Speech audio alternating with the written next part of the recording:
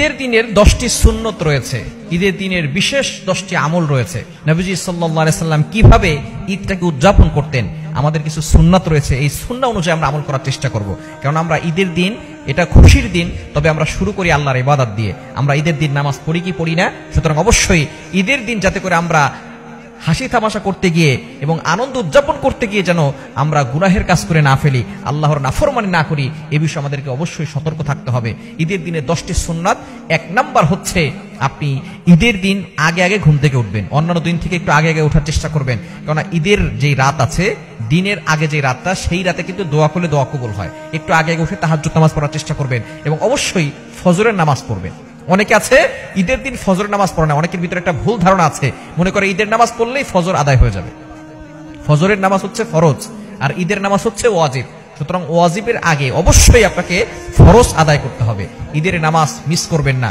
ঈদের দিন অবশ্যই ফজরের নামাজ পড়বেন, ঈদের দিনে কেউ নামাজ মিস করবেন না। 1 নাম্বার হচ্ছে আগে আগে ঘুম থেকে উঠে ফজরের নামাজ পড়বেন। ঈদের নামাজ পড়তে যাওয়ার আগে আরো কিছু সুন্নাত রয়েছে। 1 নাম্বার হচ্ছে আগে আগে ঘুম থেকে উঠা, নামাজ পড়া, বিশেষ করে তাহাজ্জুদ নামাজ পড়ার সুযোগ হলে তাহাজ্জুদ নামাজ পড়া, তাহাজ্জুদ নামাজ পড়ার সুযোগ না হলে অবশ্যই ফজরের নামাজ পড়া। 2 নাম্বার হচ্ছে মেসওয়াক করা। আপনি ঈদের দিন মেসওয়াক করবেন, নামাজে যাওয়ার আগে যখন গোসল করবেন মেসওয়াক করবেন। মেসওয়াক করা হচ্ছে সুন্নাত। 3 নাম্বার হচ্ছে গোসল করবেন, উত্তম রূপে সুন্দর করে সাবান দিয়ে ভালো করে গোসল করার চেষ্টা করবেন। 4 নাম্বার হচ্ছে উত্তম পোশাক পরিধান করা।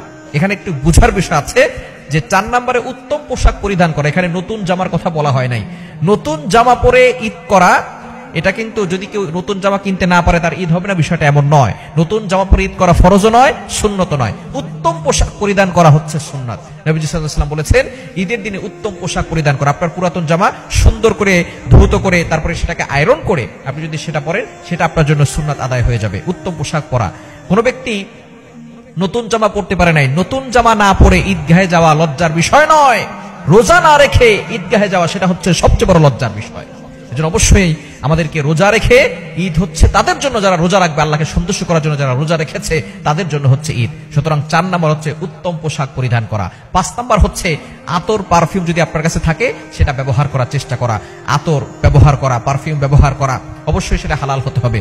এবং 6 নাম্বার হচ্ছে ঈদুল ফিতরের সময়, যদি আপনি ঈদুল ফিতর হয় তাহলে অবশ্যই মিষ্টি মুখ করে তারপর ঈদগাহে যাবেন। এটা হচ্ছে ঈদের দিন ঈদুল ফিতরের সুন্নাত। আর ঈদুল আজহার সুন্নাহ হচ্ছে আপনি নামাজ পড়ে এসে তারপরে যে পশু যদি কোরবানি করেন সেটা দিয়ে আপনি আহার করবেন। যদি পশু কোরবানি না করেন, ঈদের নামাজ পড়ে এসে তারপরে খাবার খাবেন। তবে ঈদুল ফিতরের সুন্নাহ হচ্ছে আপনি যাওয়ার সময় মিষ্টি মুখ করে যাবেন। নবী সাল্লাল্লাহু আলাইহি ওয়াসাল্লাম খেজুর খেয়ে যেতেন। যদি আপনার বাসায় খেজুর থাকে, একটা খেজুর, 2টা খেজুর খেয়ে হলেও তারপরে আপনি সুন্নাত আদায় করে তারপরে যাওয়ার চেষ্টা করবেন। তাহলে 6 নাম্বার হচ্ছে মিষ্টি মুখ করা এবং 7 নাম্বার হচ্ছে তাকবীর দেওয়া। আপনি ঈদুল ফিতরের সময় আস্তে আস্তে তাকবীর দিবেন, ঈদুল আজহার সময় জোরে জোরে তাকবীর দিবেন। আল্লাহু আকবার, আল্লাহু আকবার, লা ইলাহা ইল্লাল্লাহু, আল্লাহু আকবার, আল্লাহু আকবার, ওয়ালিল্লাহিল হামদ। এই তাকবীর দেওয়াটা হচ্ছে 7 নাম্বার সুন্নাত। 8 নাম্বার সুন্নাত হচ্ছে ঈদগাহে পায়ে হেঁটে যাওয়া এবং ডান পাশ দিয়ে যাওয়া, এবং যেই রাস্তা দিয়ে আপনি যাবেন আসার সময় ভিন্ন রাস্তা দিয়ে আসার চেষ্টা করা। যে রাস্তা দিয়ে যাবেন আসার সময় ভিন্ন রাস্তা দিয়ে আসার চেষ্টা করা, অর্থাৎ আপনি সবার সাথে একটু দেখা হলো, মোলাকাত হলো, এটাই হচ্ছে ভিন্ন রাস্তা দিয়ে আসার অন্যতম একটি বিষয়। সুতরাং আপনি পায়ে হেঁটে ঈদগাহে যাওয়ার চেষ্টা করবেন এবং ডান দিক দিয়ে যাওয়ার চেষ্টা করবেন। যেই রাস্তা দিয়ে আসবেন তার ভিন্ন রাস্তা যদি থাকে সেই রাস্তাতে আসার চেষ্টা করবেন। যদি ভিন্ন রাস্তা না থাকে তাহলে অপর সাইড দিয়ে আসার চেষ্টা করবেন। এটা হচ্ছে 8 নাম্বার সুন্নাত। 9 নাম্বার সুন্নাত হচ্ছে ঈদের দিনে হাসি খুশি থাকা। অনেকে আছে বোম মারলেও মনে হয় মুখ থেকে হাসি বের হবে না, অথচ নবী সাল্লাল্লাহু আলাইহি ওয়াসাল্লাম জানিয়ে দিয়েছেন তাবাসসুমুকা আলা ওয়াজহি আখিকা লাকা সাদাকা, you smile to your brothers, it's charity. তোমার একটি মুস্কি হাসি তোমার ভাইয়ের জন্য এটা হচ্ছে সদাকা। ভাইকে দেখে, আপনি একজন মুসলমান ভাইকে দেখে মুস্কি হেসেছেন, এটাই আপনার জন্য সদাকার সওয়াব হয়ে গেছে। সুতরাং অনেকে হাসেই না। ঈদের দিন একটু হাসি খুশি থাকা, মনে কষ্ট থাকলেও আপনি একটু হাসি খুশি থাকার চেষ্টা করবেন, কারণ ঈদটা আসেই আল্লাহর পক্ষ থেকে। এবং 10 নাম্বার হচ্ছে মানুষকে ঈদের শুভেচ্ছা জানানো। আপনি সকলকে ঈদের শুভেচ্ছা জানাবেন। সাহাবায়ে কেরাম ঈদের শুভেচ্ছা জানাতেন এই কথা বলে, তাকাব্বালাল্লাহু মিন্না ওয়া মিনকুম। তুমি যে ইবাদতগুলো করেছো আল্লাহ তাআলা সেগুলো কবুল করেন। তাকাব্বালাল্লাহু মিন্না ওয়া মিনকুম। বিশেষ করে আমরা রমজানে যে ইবাদতগুলো করেছি, সাহাবায়ে কেরাম একে অন্যের জন্য দোয়া করতেন, তুমি যে ইবাদতগুলো করেছো আল্লাহ তোমার জন্য কবুল করে।